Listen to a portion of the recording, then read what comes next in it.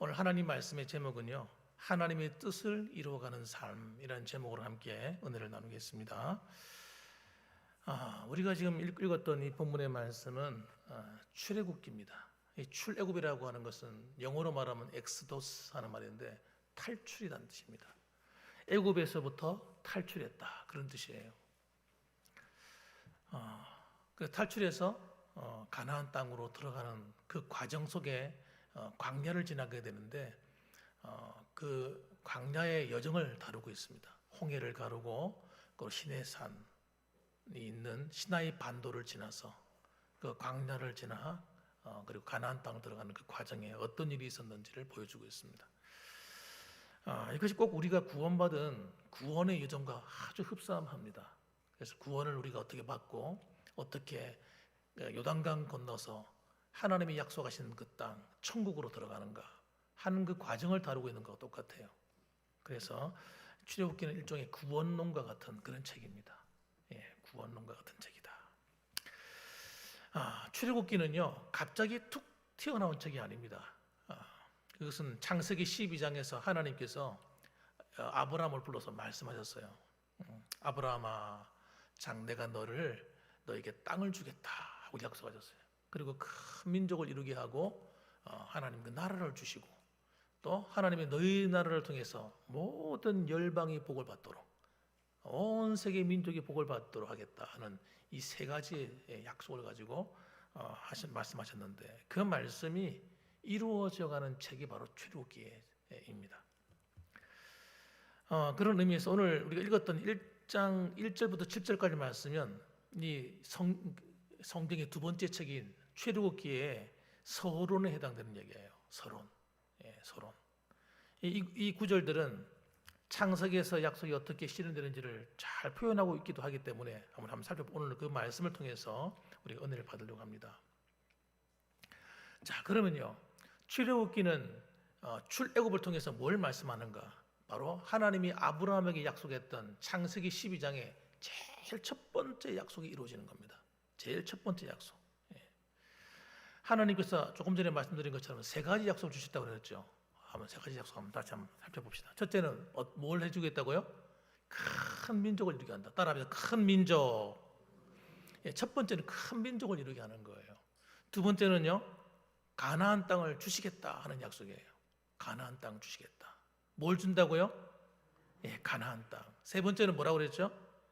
모든 민족이 아브라함을 통해서 복을 받게 된다 하는 이야기를 하고 있는 거예요. 그 이야기가 오늘 전체단데 이 세 가지가 이루어져가는 것이 구약 성경입니다. 구약 성경입니다. 자, 그러면 오늘 첫 번째 약속이 이루어집니다.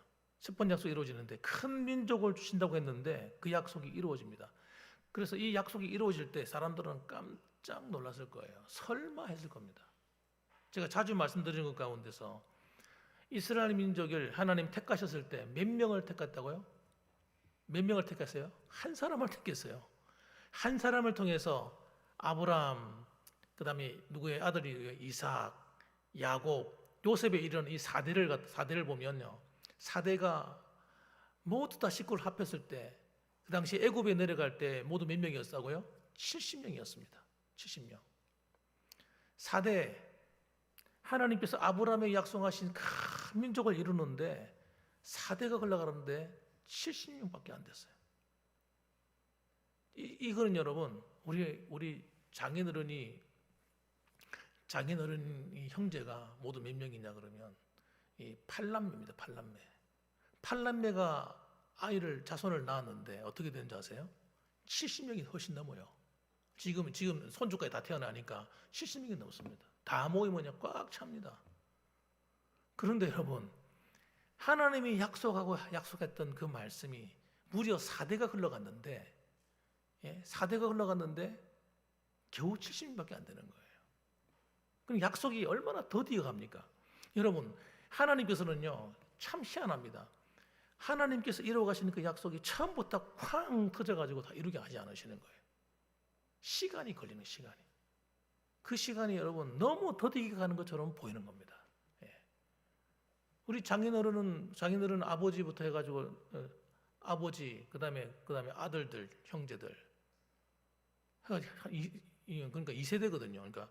그러니까 아버지가 낳은 형제들 다 모으고 그다음에 이때 아이들이 애를 낳고 해가지고 70명이 넘었는데 아브라함 같은 경우 4대가 지나는데 몇 명이라고요?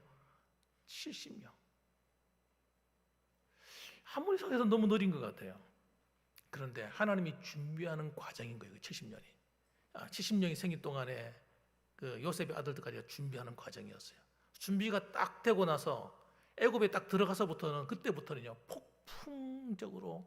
폭발적으로 자손이 번성하기 시작합니다. 7절 말씀 보십시오. 7절 말씀. 그 앞에 있는 뭐 형제들에 대한 얘기는 그렇고 7절 말씀 한 절만 보면 우리가 알 수 있습니다. 같이 한번 읽어봅시다. 시작. 이스라엘 자손은 생육하고 불어나 번성하고 매우 강하여 온 땅에 가득하게 되었더라. 아멘.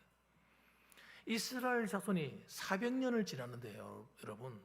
400년을 지나는 거예요. 이 400년도 여러분 우리가 좀 생각해서 한 4대 정도로 생각합시다. 한 100년을 한 세대로 생각해가지고 한 400년. 이스라엘 자손이 생육하고 불어나는데 이 생육한다는 말이 무슨 뜻이냐면 창세기에 나오는 말씀이거든요. 하나님이 생육하고 번성하라 이렇게 말씀할 때 생육은 마치 창세기에서 온 만물이 생육하고 번성하는 것처럼 그렇게 자손들이 불어나기 시작하는 거예요. 그래서 이 번성한다 할 때 이 말은요 어떤 것이냐면 히브리의 원의 뜻을 보면 때를 짓다, 들끓다 또는 가득 차다 이런 뜻입니다. 그러니까 마치 이 아브라함의 자손들이 애굽에 가서 번성하는데 막 때를 짓고 들끓어서 가득 차 흘러 넘쳤다는 거예요. 어마어마하게. 이걸 저는 폭발이다 생각해요. 인구 폭발. 자손들을 폭발하도록 엄청나게 그냥 번성시키는 거예요. 얼마나 많으냐. 70명이 들어가고 아이를 낳아서 400년을 지났는데 여러분 엄청나게 많은 숫자 되는 거예요. 장정만 몇 명이라고요? 60만 명. 우리나라 군대 수와 맞먹어요. 지금은 좀 우리 군대 수가 좀 줄었지만 여러분 장정만 60만 명이에요. 아내들, 여자들, 그 다음에 아이들, 그 다음에 노인들하고 다 합하면요 이게 숫자가 어마어마합니다. 옛날에는 아이를 낳아도 뭐 한 명 낳고 말자, 2명 낳고 말자 이런 게 아니잖아요. 힘 닿는 대로 낳잖아요. 그렇잖아요. 힘 닿는 대로 낳는 거예요.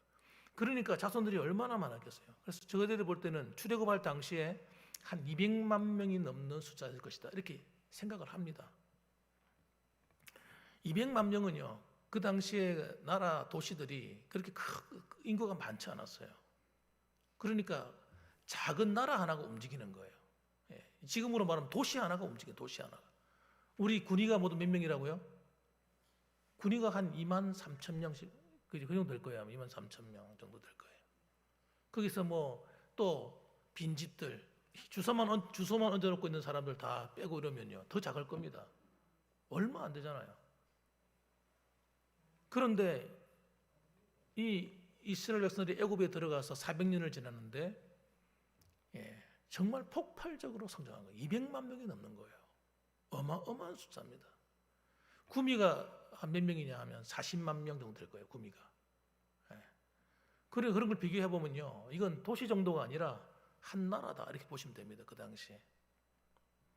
12절 말씀 보면 12절에 이렇게 나옵니다. 그러나 학대를 받을수록 더욱 번성하여.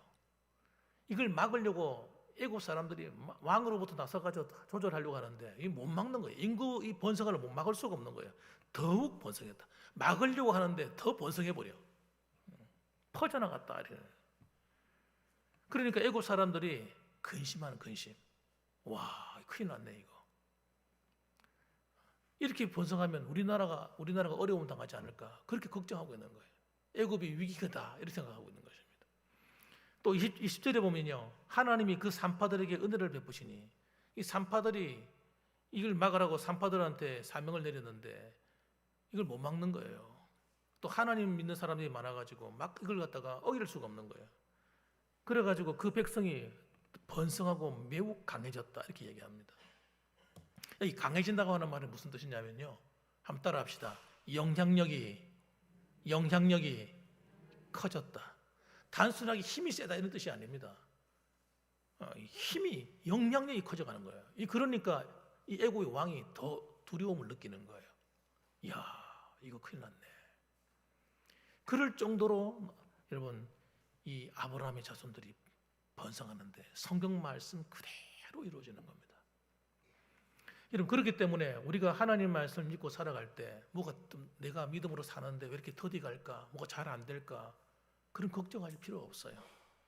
우리가 정말 하나님을 나의 주, 나의 구주로 믿고 나의 왕으로 믿고 살아가신다면 하나님 앞에 우리가 믿음으로 서면 하나님은요 또 더디 가는 것처럼 보이고 잘 안 되는 것처럼 보여도 하나님이 약속하신 대로 우리의 삶에 개입하시고 지금도 일하고 있다는 사실을 믿으시기 바랍니다. 하나님이 함께하고 계신 거예요. 그리고 두 번째로는 여러분 두 번째 약속하신 게 뭐예요? 땅이거든요. 내가 너에게 땅을 주겠다 하신 거예요. 그 땅을 주겠다는 약속을 이루어가는 과정이 출애굽기입니다. 자, 그런데 문제는 뭐냐면 400년 동안 지나면서 이스라엘 백성들이 너무 편안하게 살았어요. 너무 편안하게 살다 보니까 하나님이 주시는 가나안 땅으로 가라 하는 이 말씀을 여러분 그들이 순종할 힘이 있었겠습니까? 없었겠습니까?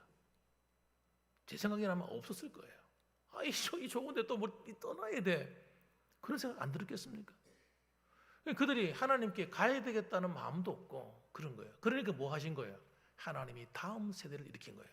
그 애굽의 다음 세대를 일으켰는데 8절 말씀 보면 요셉을 알지 못하는 새 왕이 일어나 애굽을 다스리더니 요셉을 알지 못하는 새 왕 일어났다. 이 말이 무슨 뜻이냐면 이 말씀은 하나님이 드디어 그 하나님 주실 땅으로 이스라엘 백성을 가야 되는데 이들이 안 가고 엉덩이를 그 땅에 딱 붙이고 여기가 좋사오냐고 살아가니까 이들을 보내기 위한 작업을 하시기 위해서 한 왕을 세웠는데 이 왕은 요셉이 알던 사람과 전혀 다른 왕이라는 거예요. 그래서 어떻게 하냐 그러면 이 왕은 무언가 다른데 얼만큼 다르냐? 완전히 왕조가 다른 왕입니다. 왕조가 싹 바뀌어버린 거예요. 여기 말하는 요셉을 알지 못한다는 말은 요셉하고 상관이 없는 새로운 왕조다 하는 걸 말하는 것입니다.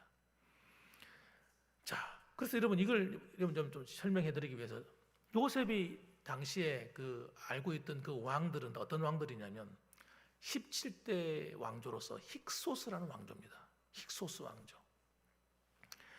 이 힉소스 왕조는 애굽의 전통적인 혈통을 이은 왕조가 아니에요. 이 왕조는 어떤 왕조냐 그러면 셈족이 쳐들어와 가지고 세운 왕조입니다. 애굽은 셈족이 아니라 함족이거든요. 함족이 깐둥이 색깔이 검은 피부를 가지고 있는 사람들. 그 북아프리카에 있잖아요. 북아프리카 맨 끝머리에 있는 나라가 애굽이지 않습니까? 길쭉하게 생긴 나라. 그 나일강을 중심으로 쭉 흘러가는. 그러니까 셈족이 들어와서 세운 이방인들이 만든 왕조, 새 왕조인 거예요. 이방인들이 들어와 가지고 그 나라를 장악해 가지고 애굽을 다스렸던 것입니다. 그러니까 이 사람은 누구한테 관대하겠습니까? 애굽 사람들에게 관대하기보다 이방인들에게 관대한 마음을 갖고 있는 거예요. 그래서 그 당시에도 이방인이었던 요셉이 총리가 될 수 있었던 이유가 바로 이것 때문입니다. 똑같은 이방인이니까 이방인끼리는 서로 또 돕고 살아야 되지만 애굽의 사람이 올라와서 중요한 자리에 딱 앉으면 어떻게 되겠어요? 언젠간 자기를 반역하고 몰아내려고 하지 않겠습니까? 그리고 당연히 이 셈족이 왕이 되었으니까 그 사람들은 이방인들이 올라와서 함께 해주는 것이 더 큰 도움이 되니까 그때 마침 요셉이 이방인인데 요셉을 총리로서 세울 수 있는 그런 위치가 되었던 겁니다. 그래서 애굽이 총리가 되어서 여러분 왕다움과는 권세를 가지고 나라를 다스릴 수 있었던 거예요. 그게 우연이 아닌 겁니다, 여러분. 자, 그렇게 해서 이방인이 세웠던 17대 이 힉소스 왕조가 갑자기 무너졌어요. 누가 하셨겠어요? 하나님이 하신 거지. 무너지고 그다음에 누굴 세웠냐면 18대인 아모스 왕조가 등장합니다. 이 18대 아모스 왕조는요 본토 사람들이 애굽 사람들이 세운 왕조예요. 그러니까 이방인들에 대해서 얼마나 적개심을 갖고 있겠어요. 그렇지 않겠습니까? 그래서 새로운 왕조가 들었으면서 이방인들에 대한 모든 탄압이 들어가기 시작합니다. 그래서 이 우리 땅에 왜 이 유대인들이 살고 있어? 이스라엘 백성들이 왜 살고 있어 이거? 그렇게 되지 않겠습니까? 그러니까 이 사람들을 무엇으로 사용하냐? 노동력으로 사용합니다. 좋게 안 대하는 거예요. 제일 힘든 일 시키는 겁니다. 괴롭히는 거예요. 노예로 부려먹는 거예요. 그러니까 이스라엘 백성들이 하루 이틀 보내는데 얼마나 괴롭겠습니까? 괴로우니까 뭐 하겠어요? 하나님께 부르짖기 시작하겠죠. 하나님 도와주세요. 도와주세요. 우리 못 살겠습니다. 너무 힘듭니다. 하나님. 그러니까 그때 모세가 나타나가지고 가자 할 때 갈 수 있었던 동기가 되었던 이유가 바로 그것 때문입니다. 더 이상 이 살면은 못 산다 이 땅에서는. 그러니까 옮기게 된 거예요. 이 본토 사람들은요 들어서서 뭘 하겠습니까? 17대 왕조가 세운 그 왕조의 한 일을 전부 다 없앱니다. 여러분 그렇지 않겠습니까? 셈족이 들어와서 세운 왕조가 한 업적들 전부 다 파괴시키는 거예요. 그래서 여러분 그 사람들이 그 유물 같은 거 조사해 보면 희한하게도 17대 왕조 유물이 많이 없다고 합니다. 그럴 수밖에 없죠. 그들을 핍박하는 이방인들이 우리를 다스리고 억압했기 때문에 그 왕조에 대한 미움이 가득 찬 거예요. 그러니까 18대 아모스 왕조가 들어서서는 17대 왕조가 이루어놓은 모든 유물들과 모든 것들 전부 다 파괴시키는 겁니다. 다 없애버리는 거예요. 마치 이거와 같은 거예요. 우리나라 이시 왕조가 들어섰을 때 태조가 들어섰을 때 제일 먼저 한 게 뭐겠습니까? 고려 시대의 유물을 다 파괴하는 거예요. 고려 시대, 고구려 시대 이런 업적들 있잖아요. 다 없애는 겁니다. 심지어는 역사도 다 왜곡시켜 버리는 거예요. 그래서 그 시대의 유물들이나 그 시대의 어떤 사료들이 거의 없어요. 왜 없었겠습니까? 조선 시대를 갖다가 조선이라는 나라를 세웠기 때문에 그 나라의 업적을 과시하기 위해서 사람들의 마음이 과거로 돌아가지 않게 하려고 다시 우리 고려를 다시 세우자 이러면 어떡할 겁니까? 그러니까 전부 다 파괴시켜 버리고 없애는 거예요. 그거하고 똑같은 겁니다.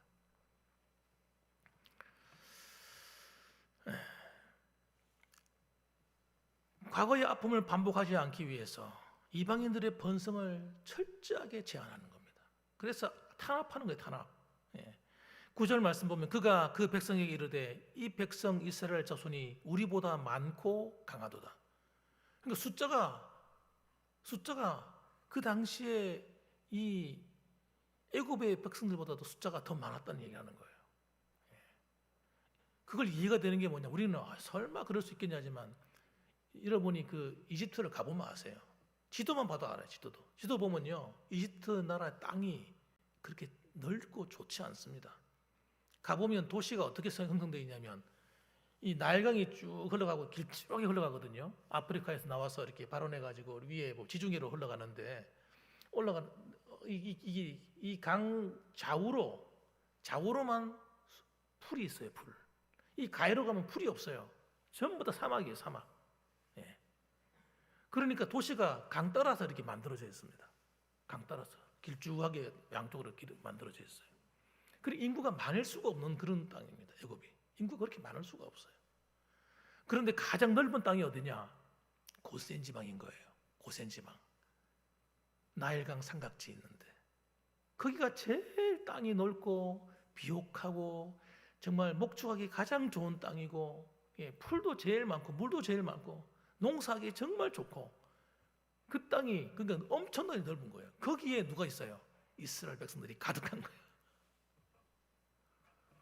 그러니까 위기를 느끼는 거예요. 그래서 괴롭히는 것이죠. 13절 보면 이스라엘 자손에게 일을 엄하게 시켜 어려운 노동으로 그들의 생활을 괴롭게 하니 곧 흙이기기와 벽돌 굽기와 농사의 여러 가지 일이라 그 시키는 일이 모두 엄하였다. 이렇게 나와요. 모두가 쉬운 일이 아니었다는 거예요. 너무 육체적인 노동의 강도가 너무 심했다. 이거 누가 한 거예요? 하나님이 하신 거예요.